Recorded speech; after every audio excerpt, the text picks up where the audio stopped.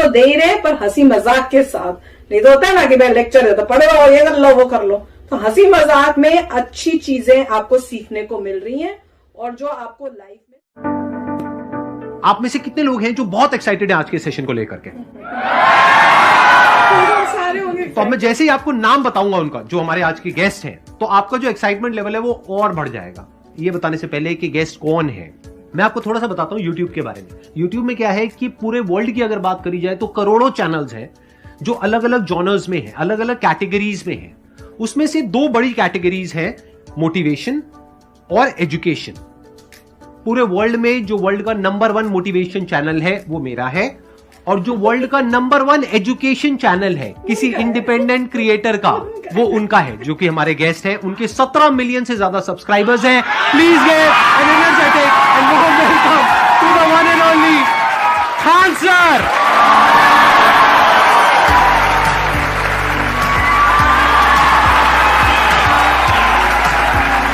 क्या हाल जी, कैसे हैं आप?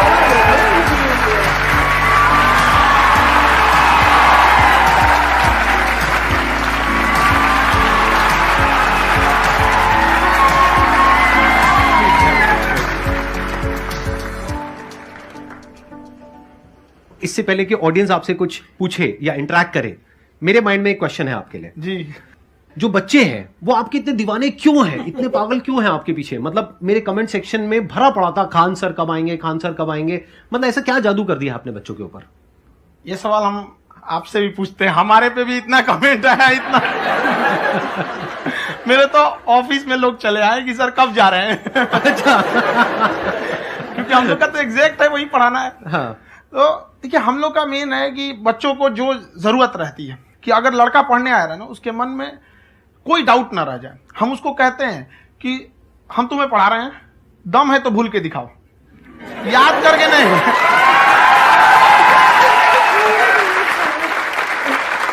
प्लस आप जिस प्राइस पॉइंट पे पढ़ा रहे हैं, आई थिंक वो सबसे कम है, वो बहुत ही कम है। सर ये जो फीस का कल्चर है, ये हमारा इंडियन कल्चर नहीं है।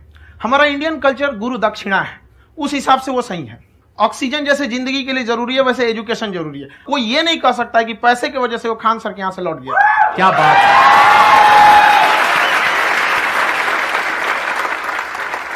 मैंने देखा कि आपका ये जो चैनल है कि ये पिछले 3 साल के अंदर अंदर ही ग्रो किया है। हमको जब चैनल शुरू हुआ तो एक दिन में हम 4-5 वीडियो बनाए। एक हमको कुछ आता, आज भी नहीं आता इतना, तो हम देख के कैमरा उमरा तो हम कंफ्यूज हो गए, बाप रे। तो हम एक ही दिन में वीडियो शूट किया, पढ़ाने वाला टॉपिक था हमको। उसके बाद कभी वीडियो नहीं, 6-7 वीडियो एक ही बार शूट कर लिए। और एक जो थे जिनका कैमरा वगैरह था, मेरे पास कैमरे भी नहीं थे उस टाइम, और कैमरा 35,000 का था, तो 6 महीना इसी में लग गया, जो 35,000 इसी में फंस जाएगा। तो उनके कैमरे से शूट किए, उन्होंने कोई चार्ज लिया, उसके बाद हम छोड़ ही दिए। लॉकडाउन लगा, तब हम कहें आप कैसे पढ़ाएंगे, हो तो 1 दिन 2 दिन करते करते अचानक लंबा हो गया। तब हमको याद आया कि ओहो मेरा एक चैनल भी है वहां पे। तो उस समय उस पे लगभग 30,000 सब्सक्राइबर हो चुके थे। तो जैसे लॉकडाउन लगा तो उस पे पढ़ाना चालू किया, और पता नहीं क्या लोगों को पढ़ाई में इतना इंटरेस्ट आ गया कि आपका स्टाइल ऐसा है थोड़ा सा, आप आई थिंक पढ़ाई के साथ साथ में जो बीच बीच में आप थोड़ा बहुत छोड़ते रहते हैं ना, मतलब जो एंटरटेनमेंट चलता रहता है। ये बात हम देखिए, जब हम गुलाम थे ना, तो अंग्रेजों ने एक चाल चला था कि भारत को हम फिजिकली गुलाम रखेंगे 100-200 साल, मेंटली 1000 साल कर देंगे। उन्होंने पढ़ाई का मॉडल चेंज कर दिया। उन्होंने ऐसा डिजाइन किया कि ये टीचर की रिस्पॉन्सिबिलिटी है, वो पढ़ा के चला जाए। टीचर की रिस्पॉन्सिबिलिटी यहां खत्म नहीं हो जाती है। पढ़ाना तो कोई भी पढ़ा सकता है, टीचर की इससे बड़ी रिस्पॉन्सिबिलिटी होती है उसे समझाना। वो समझा कि नहीं समझा। अगर लड़का आपके समझाने के बाद डाउट रह गया तो ये आपकी गलती है। लड़का हमसे पूछता है सर इतनी भीड़ है आपके पास, तो कहते सर डाउट कैसे पूछेंगे? हम कह रहे यार तुम्हारा डाउट बचेगा तब ना पूछेगा तुम डाउट यहाँ पे।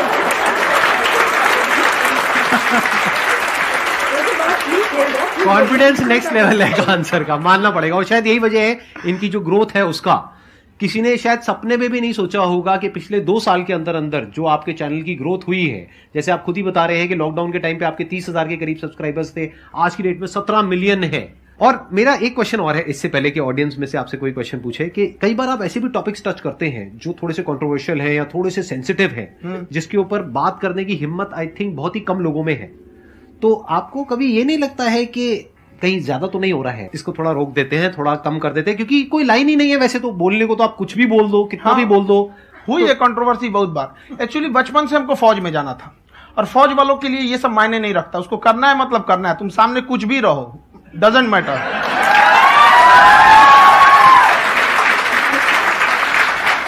और मैंने YouTube पे देखा कुछ वीडियोस में कि आपका जो इंस्टीट्यूट है वहां पर आज से कुछ साल पहले कुछ बम गिरे थे। हाँ, कुछ गिरे थे, कुछ तो बहुत सॉलिड जगह गिरा था, फटा नहीं वो। मतलब आपके आसपास? हाँ, बम को भी पता है कि टीचर की इज्जत किया जाता है। क्या बात है, क्या बात है। मैं समझ पा रहा हूं कि ये आपके अंदर जो एटीट्यूड है ये कहां से आ रहा है, क्योंकि आप बचपन से ही फौज में जाना चाहते थे, तो आप जंग के मैदान में ही खड़े हैं एक तरीके से। बस फर्क ये है कि आपके हाथ में कलम है, हथियार ना होकर के। हथियार से एक आदमी की जान जा सकती है, हाँ। कलम से बहुत ताकत होता है। शिक्षा एक ऐसा हथियार है ना, हर कुरीतियों से लड़ सकता है, हर तरह की समस्याओं से, और ये एक ऐसा हथियार है, मेटल डिटेक्टर में भी नहीं पकड़ाता है।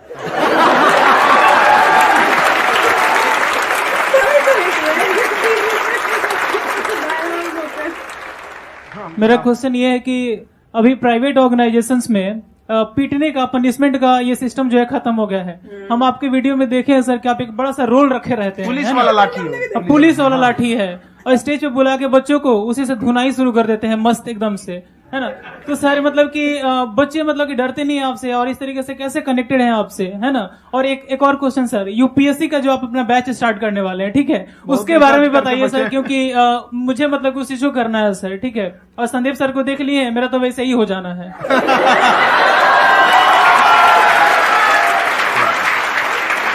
क्या हो जाना है? मेरा पूरा कंप्लीट करो। I'll be an IAS officer next year because I have seen you, sir. My day is like complete, sir. All the best. Thank you so much, sir. Thank you. पूरा बोला करो। Thank you.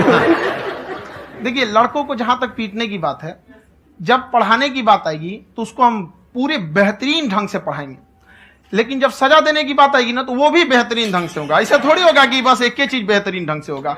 और डर का होना बहुत जरूरी है। ये डर भी अपने आप में एक मोटिवेशन है, क्योंकि जब आपके अंदर एक थोड़ा सा डर रहे ना, तो डर के भागिए मत।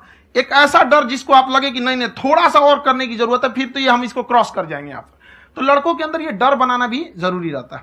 और रही बात यूपीएससी वाले की, जो आपने बोला, बहुत सारे लड़के वेट कर रहे हैं यूपीएससी की, क्योंकि 2-2.5 लाख फीस सारे लोग एफोर्ड नहीं कर सकते। और हमारा वही रहता है, हम तो ज्यादातर हमारे स्टूडेंट देखेंगे तो किसी के रिक्शा वाला, सब्जी वाला, यही लोग, इनको तो 2.5 लाख रुपए, इनके पास पूरी संपत्ति नहीं होती है, फीस कहां से भरेंगे वहां पे, उसके बाद रहेंगे कहां से। तो ऑल ओवर इंडिया से, कश्मीर से कन्याकुमारी तक, गरीब से गरीब भी लड़का उसको पढ़ सकता है। यही कुछ 1000 रुपये मंथली, 12-14 हजार साल का पड़ेगा, खत्म हो जाएगा इतना में।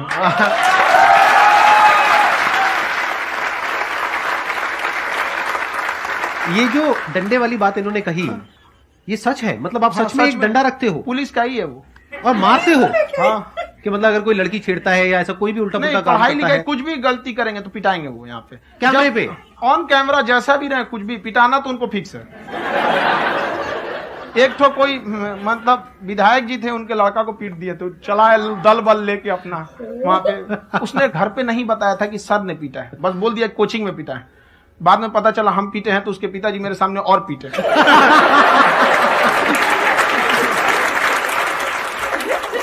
सर आपका सबसे बड़ा डर क्या है, आप दोनों का? फौजी को डरे नहीं लगता है, बाकी अफसर से पूछिए। आज के सेशन से पहले कोई डर नहीं था, लेकिन अब मुझे इनकी डंडे वाली कहानियां सुन करके डर लग रहा है कि कहीं मैंने गलती से कुछ बोल दिया और इन्होंने कहीं पीछे कुछ रखा हुआ है, और यही आ करके अगर इन्होंने मेरी पिटाई कर दी तो बहुत बुरा हो जाएगा। तो इसलिए हमको थोड़ा डर लग रहा है।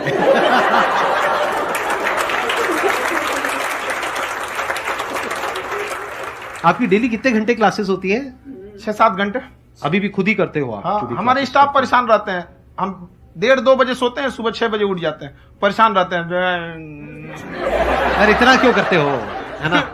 कभी तो उनको भी साथ साथ लगना पड़ता है ना? उनको साथ साथ लगना पड़ता है। हम जग गए तो कोई सोया थोड़ी रहेगा, परेशान रहते, दिन में सोते ही नहीं है बेचारा, कहीं कहीं जाके सोते रहता है। तो हम सिर्फ बांध दिए कि भाई तुम इस समय सो जाना, तुम इधर सो जाना। आपकी शादी हो गई या नहीं हुई अभी? मेरी खुशहाली देख के आप आइडिया लगा सकते हैं।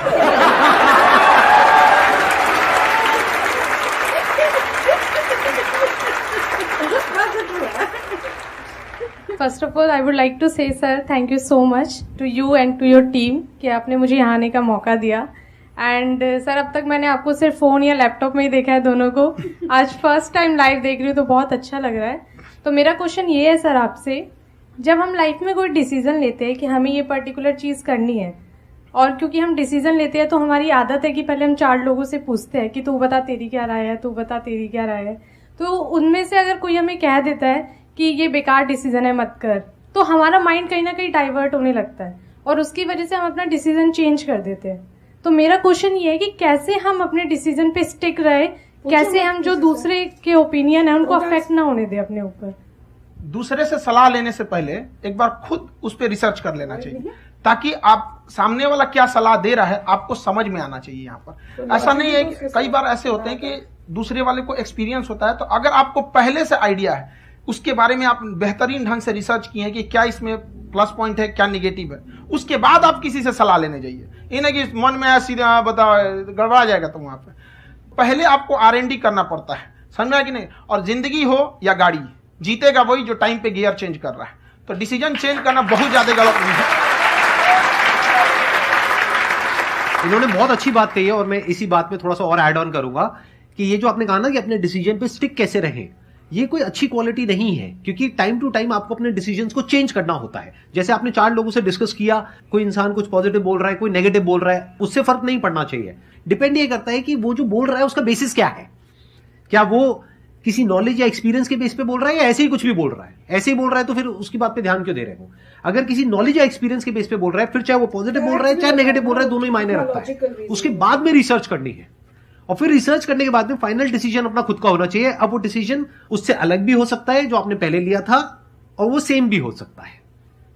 सर मेरा क्वेश्चन दोनों से है आपसे, how to deal procrastination and laziness. हमारा ब्रेन है ना, ये बहुत आलसी टाइप का, इसको आराम खोजना पसंद है। अब थोड़ा सा भी अब इसको आराम की ओर लेके चले गए ना तो फिर उधर ही रहेगा। अब सोचेंगे 10 मिनट आराम कर लेते हैं ना, तो 10 मिनट 2 घंटा बना देगा। उसको टॉर्चर कीजिए, चल 10 मिनट बाद में, उसको आप उस पर हावी में, वो कह रहा है कि हमको आराम चाहिए, आपको हाँ आराम मिलेगा, पहले काम फिर मिलेगा आराम। तो आप उसके हिसाब से मत चल। आपका मन कर रहा है थोड़ा सा देख लेते हैं, कोई नोटिफिकेशन आया, आप कोई काम कर रहे हैं, क्यों पहले काम कर लीजिए, बाद में देखिएगा ना नोटिफिकेशन। आप हावी मत होने दीजिए यहाँ पे। अगर आप 5 मिनट भी थोड़ा सा लूज पड़े ना, थोड़ा सा कमर सीधा कर लेते हैं, 2 घंटा बर्बाद कर दिया आपको। हावी मत होने दीजिएगा उसको अपने ऊपर। प्रोक्रेस्टिनेशन को तोड़ने का एक ही तरीका है, सबसे छोटे लेवल पे ले जा करके उस गोल को तोड़ दो। यानी वो गोल बहुत बड़ा है, उसको ब्रेक डाउन करो, उसके सबसे पहले स्टेप पे आ जाओ कि उसको अचीव करने का सबसे पहला स्टेप क्या है। जैसे गाड़ी चलाना सीखना है, उसका सबसे पहला स्टेप क्या है। अगर घर में कोई नहीं है सिखाने वाला या सिखाने वाली, तो बाहर जा करके जो गाड़ी का ड्राइविंग स्कूल है उधर जा करके पैसे दे दो। अब फंस गए ना तो फंसा दो अपने आप को। दिमाग ये लगाओ कि अपने आप को कैसे फंसाया जाए। जब हम फंस जाते हैं ना तो फिर हमको वो काम करना ही पड़ता है। Then there is no looking back. जब तक आप सोच रहे हो तब तक सोच रहे हो, उसको बोलते हैं पैरालिसिस ऑफ एनालिसिस, कि आप सोचते चले जा रहे हो अपने माइंड में, मैं ये करूंगा वो करूंगा वो करूंगा वो करूंगा, और प्रोक्रेस्टिनेट हो रहा है, वो चीज टलती चली जा रही है। तो उसको छोटे से छोटे लेवल पे ब्रेक डाउन करके उसको कर दो, दैट इज नंबर 1। और जैसे ही करना शुरू करते हो, कोशिश करो कि उसको जब तक कि आप सही से नहीं कर लेते हो उसको छोड़ना नहीं है, तो आपकी लेजीनेस भी खत्म हो जाएगी। कई लोगों को तो हमने देखा जो सप्ताह में कुछ भी नहीं करता वो भी संडे को आराम कर रहा है।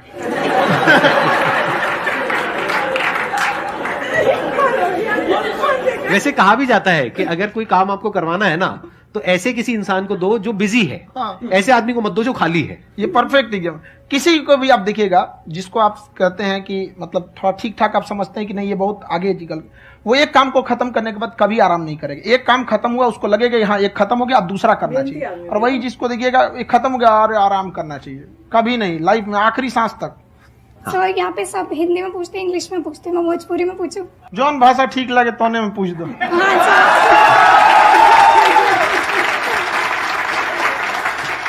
सर ये पूछे के चाहते नहीं कि जैसे हमने के पढ़ाई करे निशान, तो कभी कभी डेली टारगेट्स जो होला वो कंप्लीट ना होला।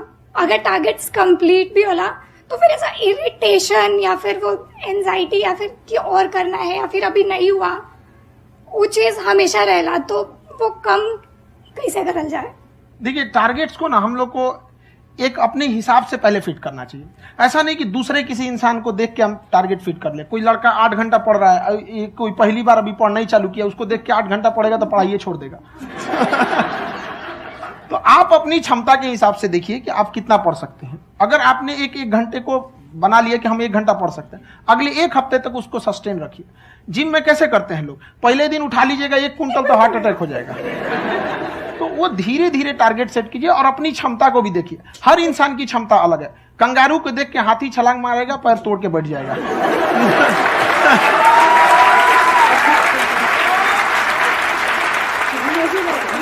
अब संदीप सर का मोटिवेशन देख के इसका मतलब क्या कि ट्रेन के आगे खड़ा हो जाएंगे, ढकेल देंगे तुमको। हालांकि ऐसा कर देते हैं, लेकिन ऐसा करिएगा लोग नहीं, क्षमता पता होना चाहिए। आपके अंदर एंजाइटी हो रही है कि मैंने कर तो लिया है। आप ये नहीं कह रहे कि मैंने कुछ भी नहीं किया है फिर मेरे को एंजाइटी हो रही है। आप ये कह रहे हो मैंने काफी कुछ कर लिया है फिर भी एंजाइटी हो रही है कि कहीं कुछ छूट तो नहीं गया है। तो बेसिकली आपको ये देखना है कि अगर आपके अंदर ये एंजाइटी हो रही है, that means you are a very good student. आप एक अच्छे स्टूडेंट हो। क्यों? क्योंकि बहुत सारे स्टूडेंट्स तो ऐसे हैं उनको पढ़ने के नाम से एंजाइटी होती है। तो आपको एंजाइटी हो रही है कि मैंने पढ़ लिया, दिन में मानो 8 घंटे का आपने टारगेट सेट किया और 6 घंटे पढ़ लिया, या मान लो 8 घंटे भी पढ़ लिया, फिर भी एंजाइटी हो रही है कि मैंने 10 घंटे नहीं पढ़ा।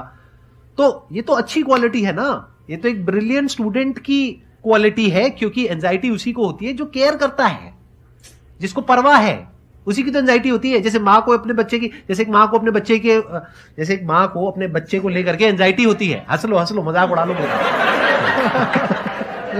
कोई बात नहीं, एडिट कर देंगे इसको हम। हाँ।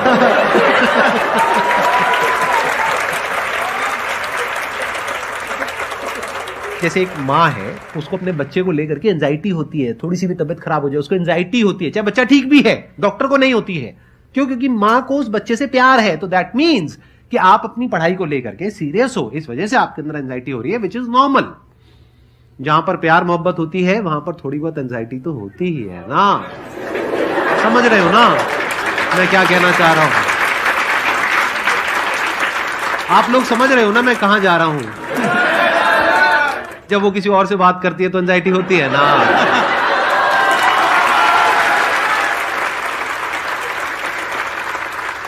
सर, आपकी स्टोरी हमने सुनी थी, तो एक टाइम आया था जब आप गंगा किनारे जाके बैठ गए थे। उस समय आपको कुछ समझ नहीं आ रहा था, तो उस समय मतलब आपने ये डिसीजन कैसे लिया कि अब आगे नहीं, यहां से वापस जाना है? रास्ता ही नहीं था। घर जाने के लिए एटलीस्ट 90 रुपए चाहिए थे, जेब में 40 रुपए थे। कैसे घर जाते हैं? और हम गंगा के किनारे चुपचाप बैठे बैठे हम कहें कि अब बहुत टेंशन हो गया, अब घर जाना चाहिए। रूम पे तो किराए के रूम पे ही आदमी सारे लोग रहते। गए वहां पे तो रूम लॉक हो गया था। तुम खटखटाए तो ऊपर से गुस्सा से बोले जो ऑनर थे, क्या टाइम हो गया है? तुम कहे 9-10 बज रहा होगा। घड़ी देखिए तो 2 बज रहा था रात का, 2-2:30 बज गया था। वहां टेंशन में आप तो होता है, कई बार ऐसा समय आएगा कि लगेगा जैसे अब कुछ नहीं हो सकता है। तो इससे घबराना नहीं है। कभी कभी गुच्छे की आखिरी चाबी भी ताला खोल देती है। जो बातें आपने बताई कि घर में प्रॉब्लम्स ये तो बहुत लोगों ने फेस करी वहां पर। आप अकेले नहीं है, बहुत लोगों ने ये प्रॉब्लम्स फेस करी, बहुत तरह की प्रॉब्लम्स देखी, बहुत तरह की स्ट्रगल्स देखी, लेकिन वो सब इतने कामयाब नहीं हो पाए जितने कि आप हुए। तो आपके अंदर ऐसा कुछ ना कुछ है जो औरों के अंदर नहीं है। तो वो मैं जानना चाह रहा हूं कि वो ऐसा क्या था जहां से कि आपका दिमाग यहां तक सोच पा रहा है कि मैं पूरे इंडिया में इतने बड़े लेवल का चेंज लेकर के आ सकता हूं, एजुकेशन फील्ड में रेवोल्यूशन लेकर के आ सकता हूं। ये सोचना ही बहुत लोगों के बस का नहीं है। मेरी एक खुद की थिंकिंग, अगर हमको कोई 100 रुपए किसी काम के लिए दिया, हम सबसे यही कहते हैं, तो हम कोशिश करते हैं उसे 200 का रिटर्न दे। अगर कोई हमसे 200 रुपया फीस दे रहा है, 250 दे रहा है, तो हम उसको ये कोशिश करते हैं कि तुम्हें ऐसा लगे कि नहीं भैया हमने 10-20 हजार का पढ़ लिया यहाँ पर। वो ईमानदारी से कभी कमी नहीं। और हमेशा अगर हम प्रॉमिस X का करते हैं तो डिलीवर 4X करना चाहते हैं। ध्यान से सुनना और ध्यान से समझना इस फर्क को। अगर आप समझ पाए तो बहुत आगे जाओगे लाइफ में। एक वो होते हैं जो ये सोचते हैं कि हमें सब कुछ मिल जाए, हमें कुछ भी करना ना पड़े।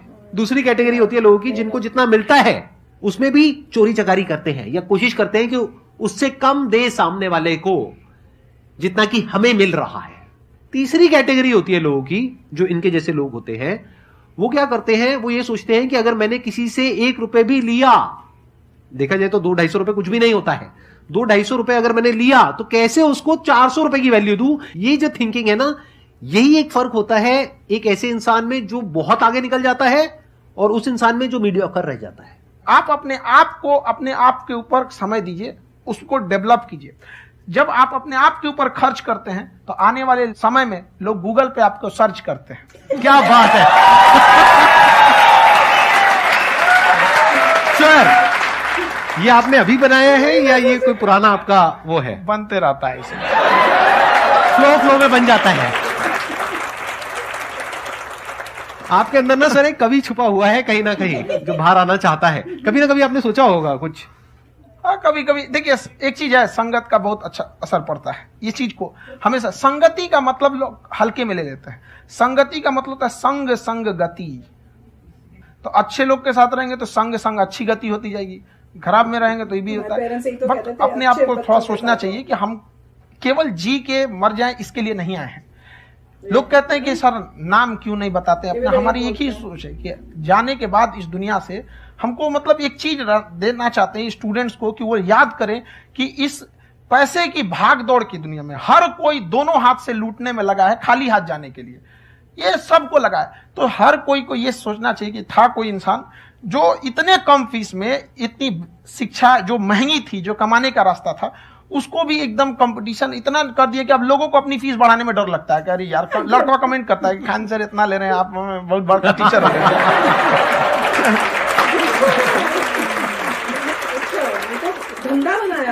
खान सर की एक क्लिप है, ये समय और समझदारी में बहुत फर्क होता है।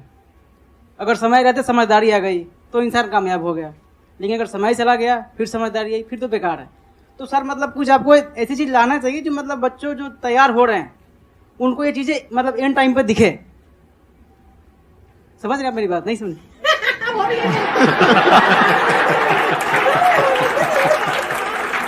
यही होता है सर, सर का मोटिवेशन ज्यादा हो जाता है। जब आप स्ट्रगलिंग फेज में हैं तो कम से कम चीजों को अपने ऊपर खर्च कीजिए, ज्यादा से ज्यादा सीखने में खर्च कीजिए। अगर आपको राजा बनने का शौक है तो गुलाम की तरह मेहनत करना सीखिए, तब राजा बनेंगे।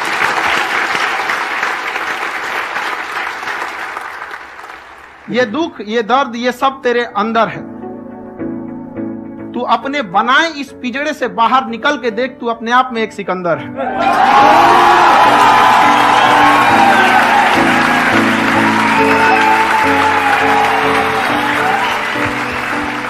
Thank you so much sir for coming. बहुत मजा आया मेरे को आपके साथ में इंटरेक्ट करके। आई एम श्योर आप लोगों को भी बहुत मजा आया होगा।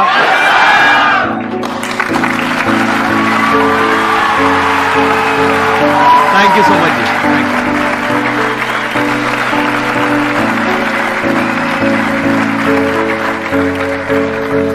वो तो दे ही रहे पर हंसी मजाक के साथ, नहीं तो होता है ना कि भाई लेक्चर है तो पढ़ो, ये कर लो वो कर लो। तो हंसी मजाक में अच्छी चीजें आपको सीखने को मिल रही हैं और जो आपको लाइफ में सक्सेसफुल। गाइज आपको यह मैसअप रिएक्शन का वीडियो कैसा लगा, अपने थॉट को नीचे वीडियो के कमेंट में जरूर बताइएगा। वीडियो पसंद आई हो तो वीडियो को लाइक जरूर कर दीजिएगा। चैनल पे नए हैं तो चैनल को सब्सक्राइब जरूर कर लीजिएगा। तो थैंक यू।